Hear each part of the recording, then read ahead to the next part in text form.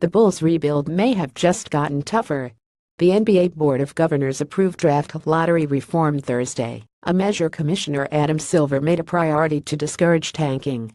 The changes will take effect in the 2019 draft, so at least the Bulls' odds of landing a top player in next June's draft, which is top-heavy, remain high.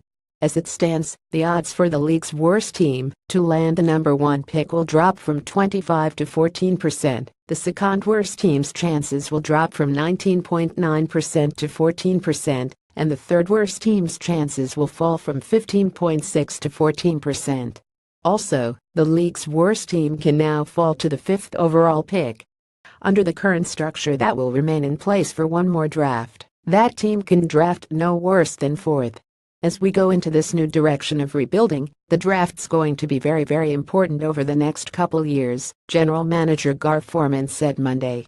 Before deciding to trade Jimmy Butler, Forman often said teams that enter the lottery stay there 4 to 6 years.